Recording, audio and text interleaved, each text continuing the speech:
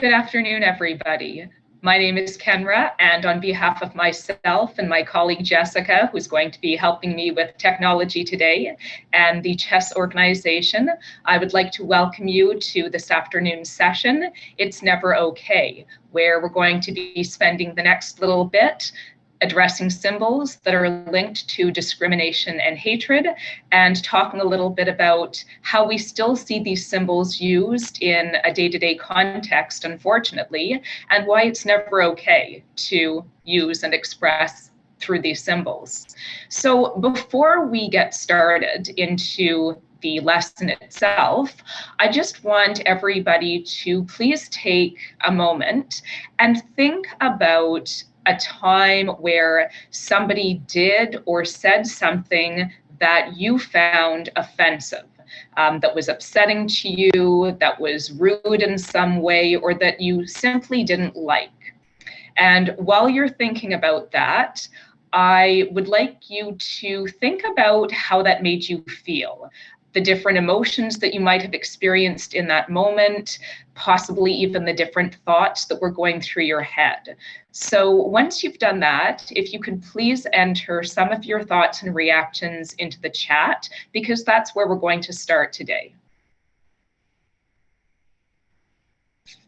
So some of the words that I'm seeing are hurt, absolutely, sadness, scared, angry, confused, threatened, frustrated, and alone.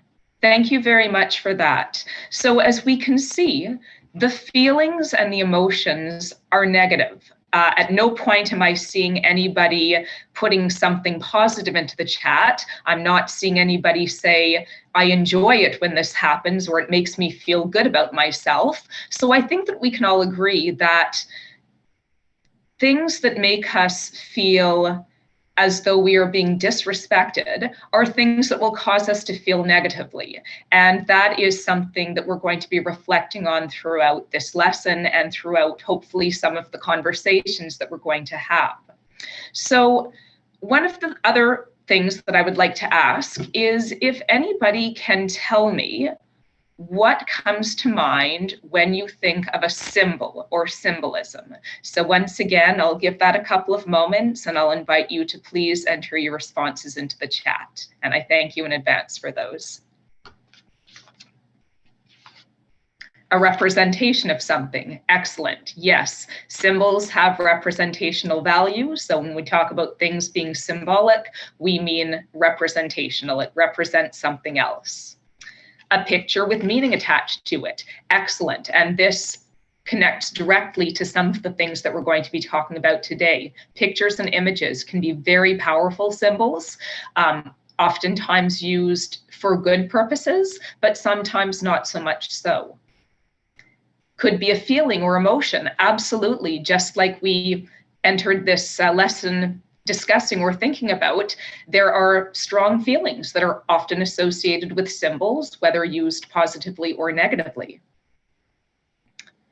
A symbol is an image that represents an important meaning.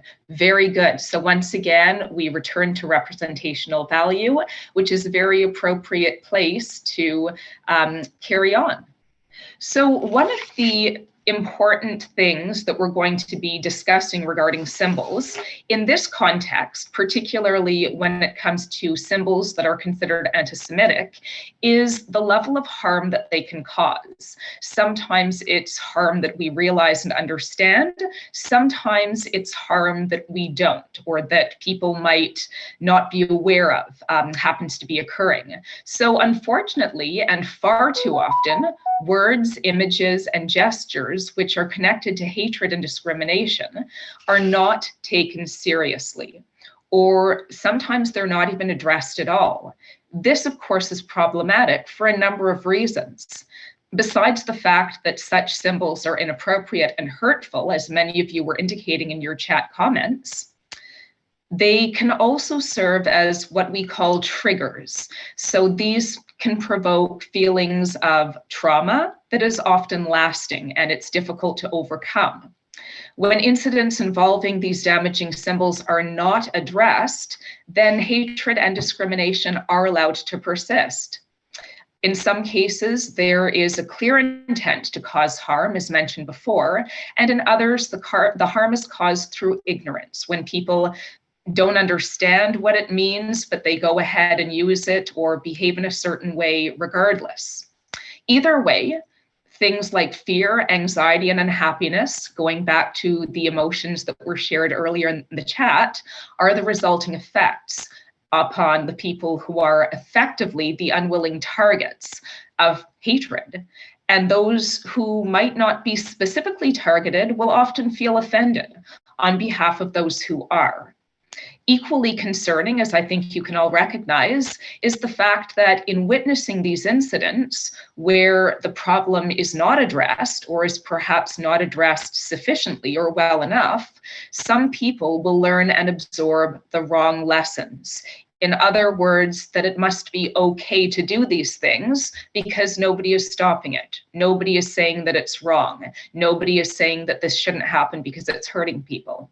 In this way, the cycle of hatred and discrimination and its resulting negative effects are perpetuated. In other words, they keep going. It's like a cycle that repeats and repeats. So that is essentially what we're going to be focusing on today when we consider different images, different symbols that are being used in a negative way to cause harm and to cause distress.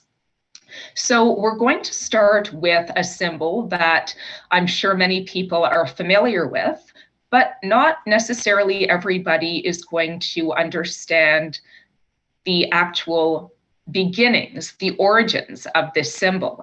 And I'm going to be using a word, appropriation, when I refer to a couple of these symbols. So before we jump into examining the first image, can anybody tell me what that word appropriation means, or if you're appropriating something?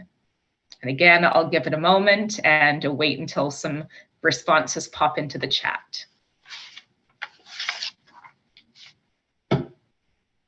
To make something yours or to steal. Yes, that's a very good one. Thank you. Appropriation is stealing something and changing its meaning.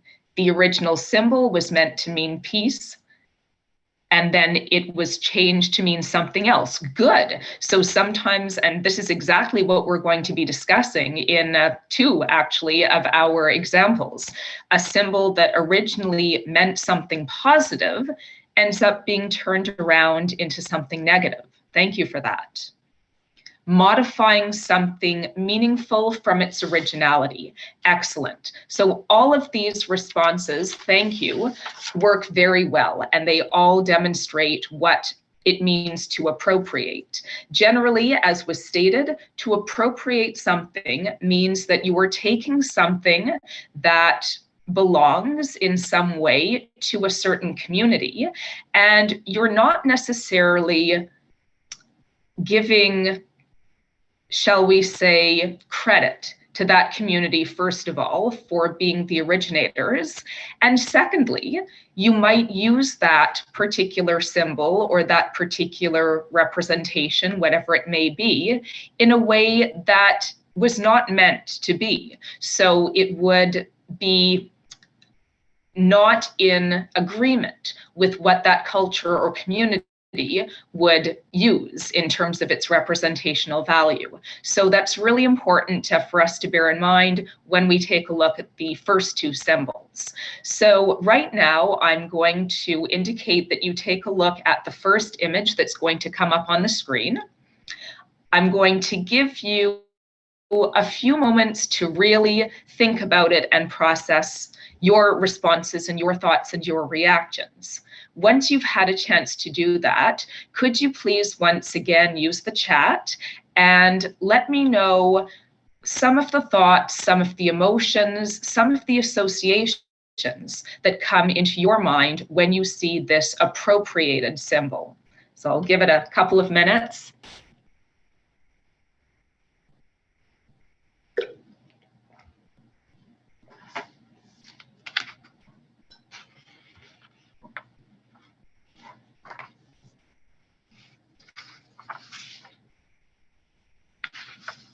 Okay, thank you. I can see they're starting to come in. So anger, genocide, fear, and danger. Okay, very strong words. Discrimination. Yes. Murder. I can definitely see where that would be an applicable thought. Racism. Questioning why this symbol was used. Yes, why choose this one? Because we're going to talk a little bit about the origins. Hurt. Yes. Homophobia. Definitely. Certainly when we talk about the context of this appropriated symbol, it is more often than not associated with anti-Semitism. But as we know, if you've done a little bit of work and study about the Holocaust, you will also know that the Nazi regime targeted other communities. The Jewish community certainly was the main target. Over 6 million members of this community were murdered during the Holocaust.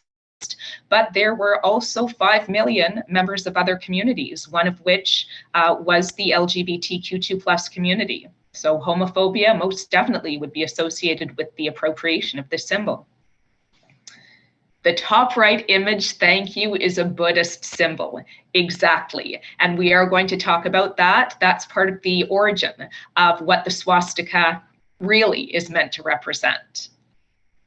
Hitler, yes, because again, the Nazis appropriated it for their own use and purposes. Thought to a group of bad people. Okay, so yes, it represents evil intentions if we associate it once again with the Holocaust, definitely. Anti-Semitism, yes. Okay, so once again, thank you very much for those thoughts. And certainly, when we see this symbol, the Nazi appropriated swastika, the first thought that comes to mind is the Holocaust, is Hitler, the Nazi regime. Anti-Semitism usually at the forefront. When we see this symbol, it's usually in a way that is meant to cause harm. What a lot of people do not realize, and again, I appreciate the individual who commented about the Buddhist symbol, what a lot of people don't realize is that the swastika is actually an ancient religious icon, and it is so in various Eurasian cultures. This is where it first began. The word itself, would you believe, is derived from Sanskrit, and it means conducive to well-being. So there's no intent to be associated with harm or anything negative.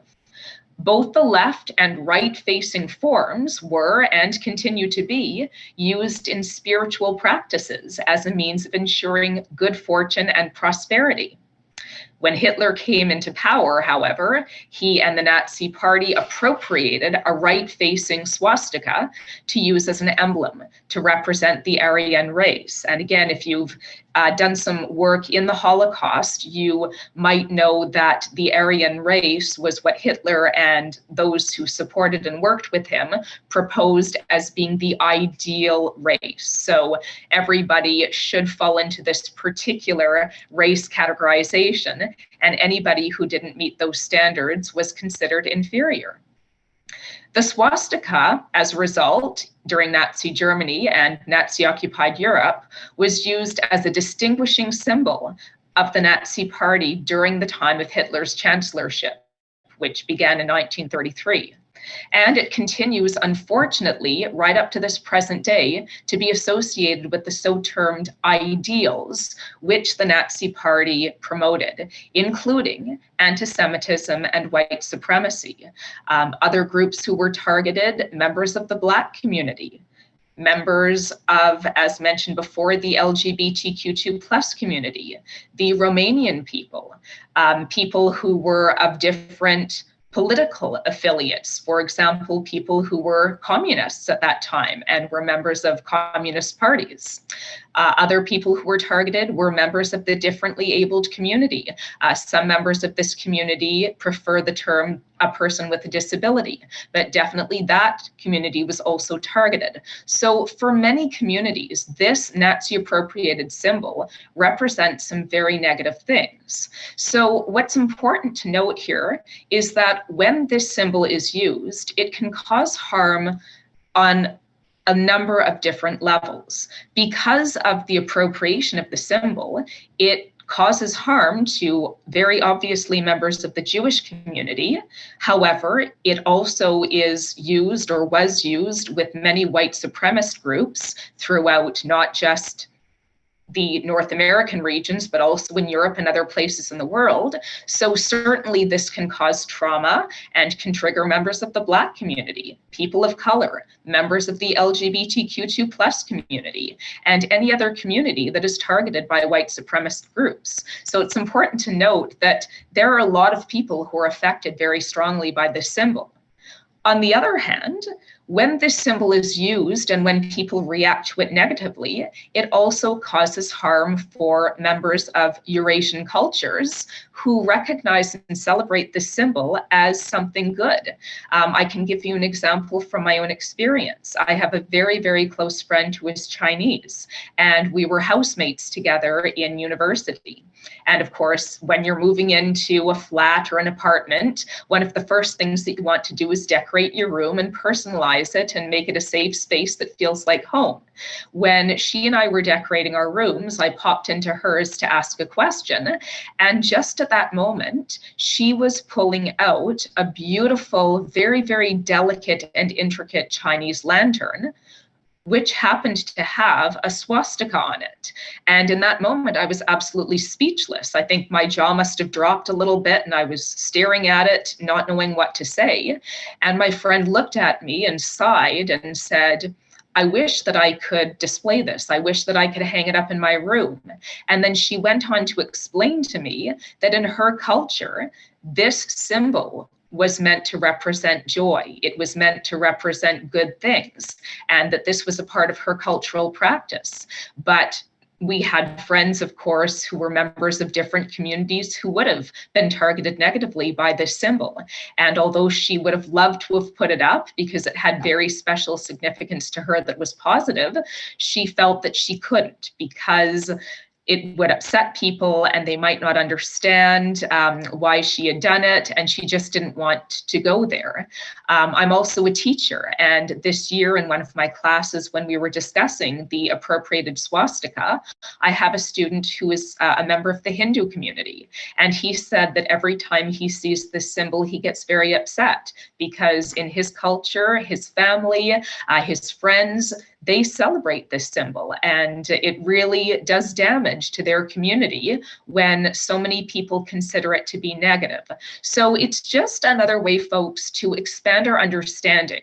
Not only is it inappropriate to use the symbol as a means by which to promote hatred, but sometimes, depending on the situation, it's also not appropriate to consider this symbol as something that is hate-filled, because for many communities, it's not that at all. So once again, we have an example of cultural appropriation. We have an example of something that is taken out of context and used in a way to cause harm. And we also understand that this is something where we're still learning. There's still new information that comes to light when people aren't entirely sure of what the full story is. So once again, thank you very much for your comments regarding the Nazi appropriated swastika. At this time, a second image is going to come up for you to take a look at. And similarly to what I asked you to do with the Nazi appropriated swastika, I would also like you to take a look at, once again, the Nazi appropriated yellow Star of David, this next symbol. And similarly to what you did with the Nazi appropriated swastika, I would ask you to please type in the chat the thoughts, the emotions, the ideas that come into your head when you see this symbol. So once again, I'll give a couple of moments for that.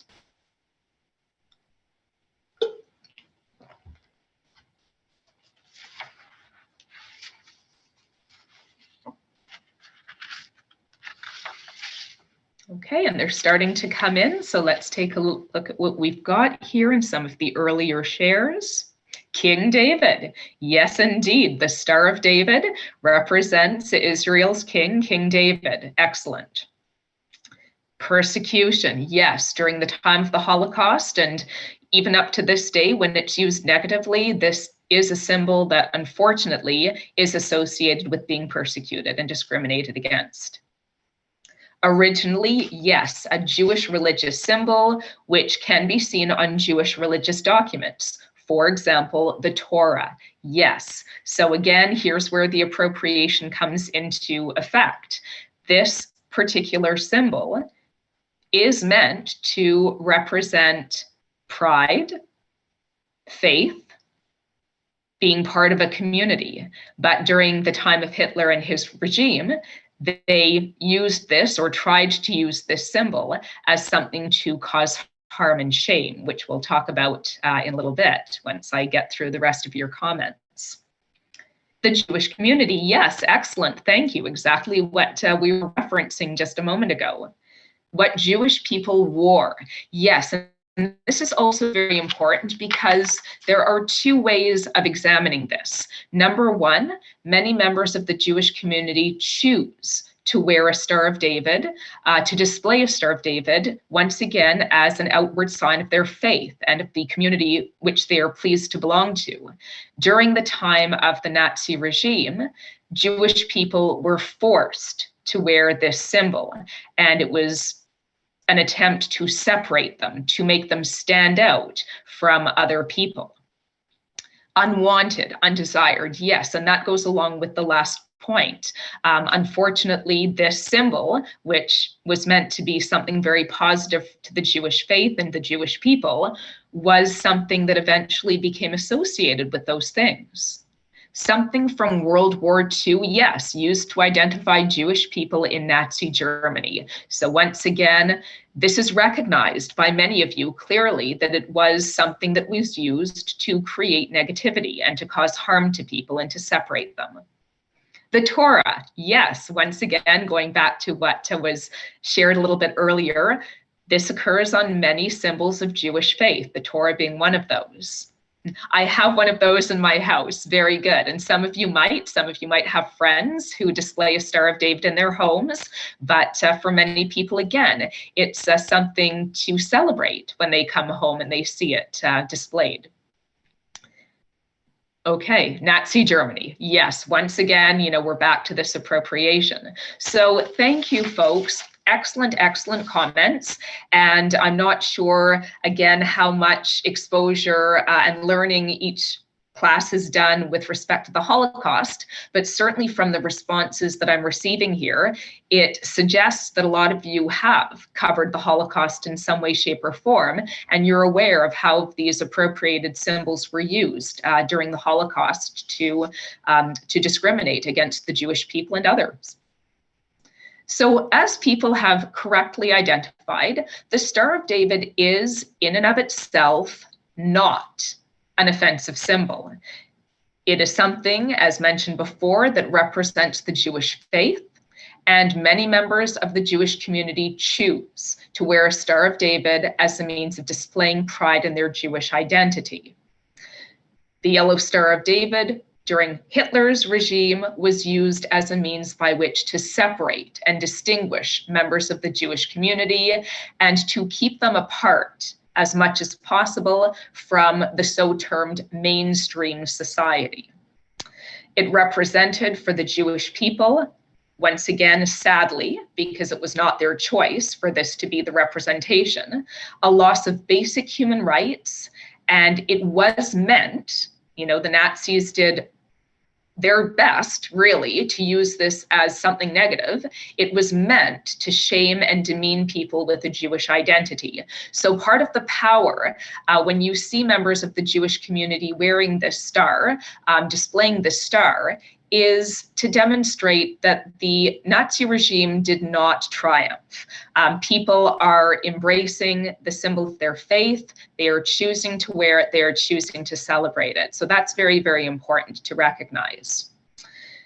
So when we think about being left out or being considered other, obviously that's going to cause negative feelings as well. So once again, I would invite you to just think a little bit about a time where maybe you felt that you were not included, or you felt that people were treating you differently from others, or that people might be behaving in ways that make you feel awkward or even offended. And, some of the thoughts and associations that might come to that would be similarly to some of the earlier emotions that were expressed when I asked you to consider how you felt when something offensive was done against you, or if you were discriminated against in some way, shape, or form. Definitely being ostracized or set apart like that, left out, can make people feel sad, hurt, scared, confused, angry, questioning why it's happening to them, especially in many cases, where they did absolutely nothing to make another person unhappy. It's just that they're being targeted. So again, these are all really important things to consider. And we need to recognize the fact that in seeing this symbol displayed in a negative way, when it's not a way that somebody has chosen to express it, that's when it can cause harm. And an example that I can give you once again occurred to a friend of mine from high school. And she was on a trip and she arrived at a particular destination. And when she arrived and was looking around the area, she noticed that there was graffiti on one of the walls. And the graffiti was a hangman scaffold. So I don't know if you sometimes draw these, if you ever played the word game Hangman, but it is sort of hooked over and then you can have something hanging from it. In this case, it was a Star of David that was hanging from the scaffold. So she didn't know what to do. She was very frightened. She didn't know what this meant. She had not been to this place before. So for her as a young Jewish woman, it was quite terrifying because she didn't know everybody there. Fortunately, she was with a group, but she was confronted with something very frightening. Does this represent how people who live in this area feel? Am I in danger? Will people know that I'm Jewish? And if they do, are they going to try to harm me or insult me in some way? So these are the kinds of feelings that can be triggered when something like this is displayed. And of course, one of the most offensive things that can occur is for somebody to say, well, actually, I think it's kind of funny, or surely you're overreacting. It can't be that bad. Again, unless a person has experienced that, it's not any of our right to tell another person how they should be feeling when they encounter something that is discriminatory or offensive towards or against them. And certainly something to recognize, and I'm sure you're aware of this, we might not necessarily find the same things offensive. Something that would be harmful to you might not be harmful to your friend, and vice versa. So part of the work that we're doing today is working towards a better understanding of that. Even if we might not find something offensive, it's definitely worth our while to take the time to understand why it might be, whether that be asking questions of the person who said it's offensive, doing a little bit of research, taking it to your teacher, even your parents, but definitely it's worth doing. So thank you, folks, once again for your comments. We're going to go on to our final image right now. And once again, I'm going to get your thoughts and your reactions as this one comes up for you to consider. Unlike the other two images that we've discussed, this particular symbol is not really considered an appropriated symbol. This is one that was used during Hitler's regime, and I'm sure that the salute is probably used in other regimes as well, but certainly it is very much connected to the Nazi regime. And this was not something that was necessarily taken from another culture and community. So once again, I'll give you a moment or two to consider this next picture, and I will take a look at your comments as they come up in the chat.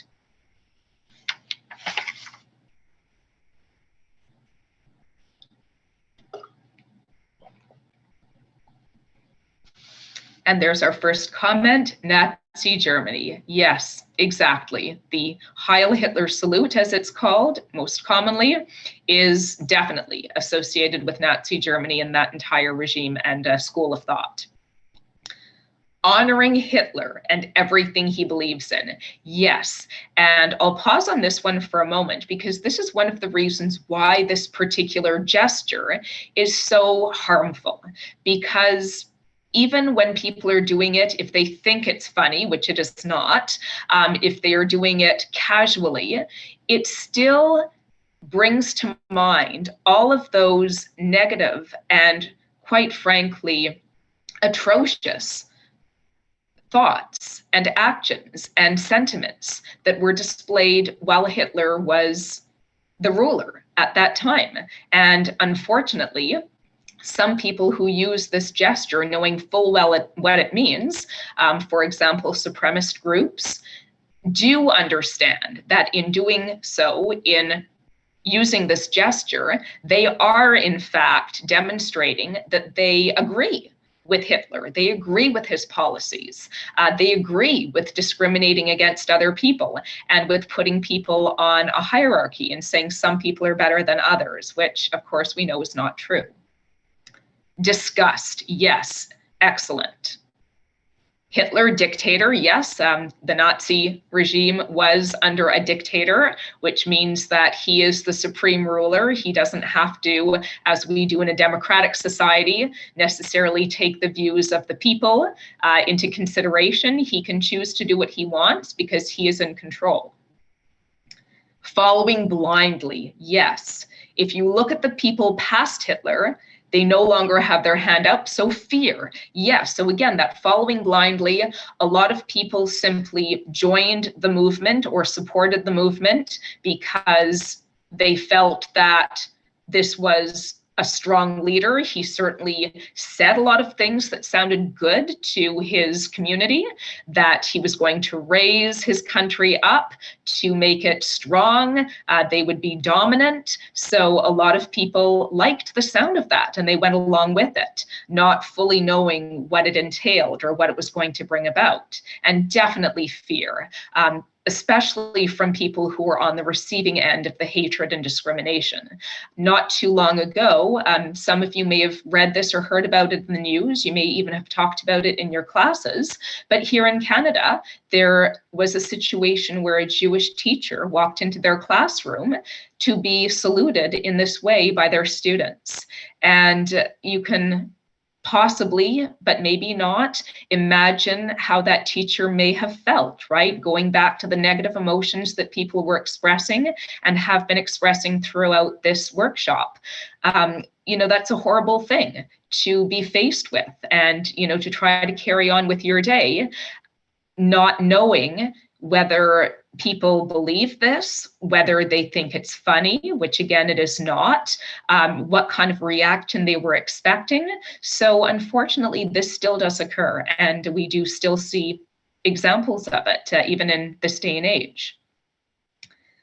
Potential threats. Yes, absolutely. Stirring people up to this kind of sentiment that is negative can be very, very threatening. So these are excellent, folks. Thank you very, very much. So we're now going to consider a couple of things in association with the thoughts that you shared about this image. And I have two questions for you, and I'm interested to know how you will respond.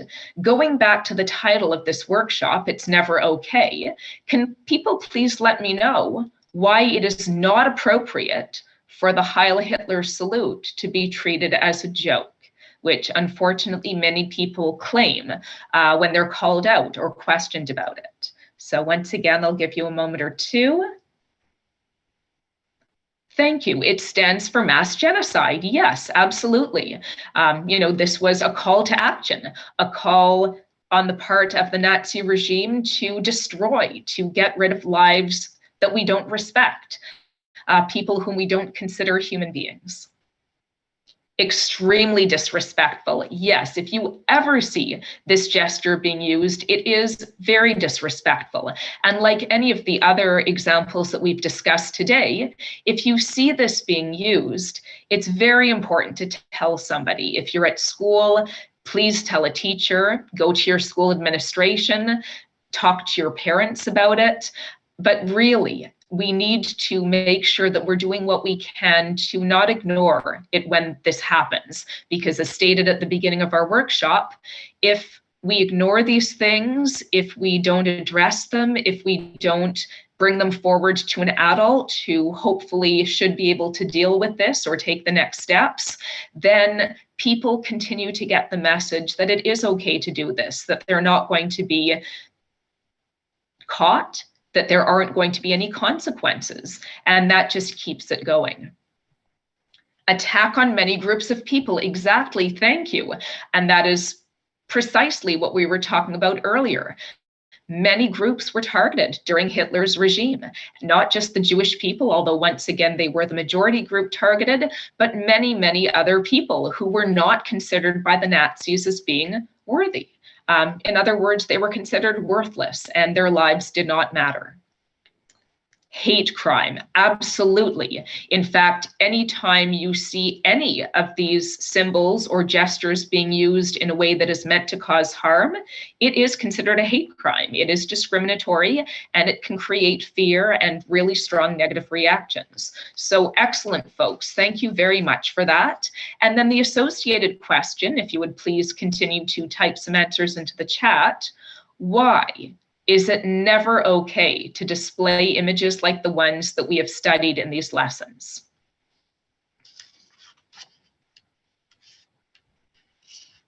Okay, and I'll just wait until a few come in. Because anti-Semitism is still here and it's a hateful and hurtful symbol. It's not a joke or funny at all. It's not okay to be mean. It's not okay to upset other people. It's not okay if you know that it shouldn't be done. Excellent, folks. These are wonderful responses, and I really appreciate that. I think that there's been a lot of insightful thought shared today, and many of you are giving responses that indicate that you've done some really good work in terms of your thoughts, in terms of your associations, and in terms of the connections that you're making. So the final thing that I would like to talk about today, before I give a little bit of information about the chess organization, is some of the ways in which we see these symbols, these gestures, continuing to be used today. And you may see examples of this day to day. The symbols, the gestures continue to appear. We see them, unfortunately, in our schools. We see them in our communities. We see them even graffitied on places of worship, sometimes even on people's homes. I've had students come to me and talk to me about things that have been done to their houses as a result of hatred and discrimination, and people thinking that it's okay, that they can do these things and get away with them. So we continue to see this, and this is why we're having this workshop today, so that we can think about these things, we can think about ways in which to address them, and we can think about reasons why they're not okay, and hopefully share these thoughts and these truths with other people. So that is wonderful. Again, all of your ideas, all of your thoughts have helped to make this workshop what it is. Without your thoughts, without your comments, we wouldn't necessarily be able to have this discussion and look at things with this much insight. So once again, I thank you very much for your participation, and it is much, much appreciated. The final thing, of course, to consider, we live in the day and age of social media, of the internet, of information that is at our fingertips and that can travel very, very quickly. So one of the things that's important for people in our day and age, especially for young people, teenagers, people who are considered preteens, even younger than that, is to understand that there are things that are shared on social media that also fall into this categorization of not being okay. And it's important to recognize when a site might not be reliable. So if you're searching, researching, just on social media. If you see things like this come up, please don't ignore them. Again, it's important to tell somebody that you've seen this. It's important to bring awareness to it, that it's not okay. And especially because social media is so easily connected to, because we have so much access to it, it is something that can spread really harmful information and discrimination and misconceptions. On the other hand, as people know, I'm sure, social media and electronic communication can be used for really good reasons too. So on that note, I'm going to talk to you a little bit about the chess organization and how we can help teachers, educators, and students to learn more about how to address and understand and recognize anti-Semitism and other forms of behavior and discriminatory action that are not okay. Before I do that, however, one last connection, and the CHESS organization stands for the Center for Holocaust Education and Scholarship, is based in an understanding and learning about the Holocaust, what it was, what it is, the history, as well as the legacy, meaning that we continue to learn from the lessons of the Holocaust. We continue to learn from people who survived and told their stories. We continue to learn about what was done at that time that we still see happening today. So one of the strongest messages that came out of the Holocaust, which again, you may have discussed in your classes, is never again. And what that meant is that people who were horrified by what happened during the Holocaust were determined to do what they could do to ensure that this kind of hatred, this kind of atrocity, this kind of fearful situation does not ever happen again. As we know in this day and age, sadly, things do continue to happen. Things are happening in this day and age that are not good, that are harmful, that are discriminatory. But certainly if we remember that it's never okay, we are one step closer to never again. If we address the things that we know aren't okay, then we are doing, in our own way, something to help and to make things better. So this is definitely one of the main focal points for the CHESS organization. And some of the many things that we do that I'll share with you are as follows. We share knowledge about Holocaust history and legacy, of course. So for educators, we have a lot of great educational resources that can help explore the Holocaust and its legacy in more depth. And we've got ready-made and ready-prepared lesson plans, including this one, that are available for free for educators to use and share with their students and colleagues. We develop, once again, free educational programs to combat anti-Semitism, prejudice, and racism. So a lot of the material that we share through CHESS can actually be adapted and used and connected to other forms of discrimination. We pair schools as well as classrooms with Holocaust survivors so that the survivor can speak with students and staff about the Holocaust. And we know that our survivors are precious resources. We are grateful to have them. We are grateful that they are willing to speak and share their stories and to help educate. We bring together academics, survivors, students, educators, and the community through various events, as well as shared resources and stories. And one last thing that I'll share with you about CHESS is we have year-round programming and Holocaust Education Month events in November. And all of these are noted on our CHESS website, which I think is going to be shared with you in the chat or in further resources that are going to be shared following this workshop. But we really do have a lot of active and engaging programs that will help people to learn more about many of the issues and focal topics that we discussed today.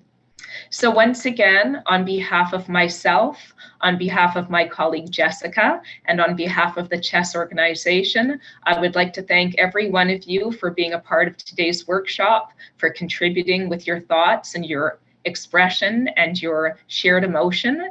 And I wish you well, and do feel free, teachers, to contact me if you have any questions, to reach out to the chess organization. We are here to help.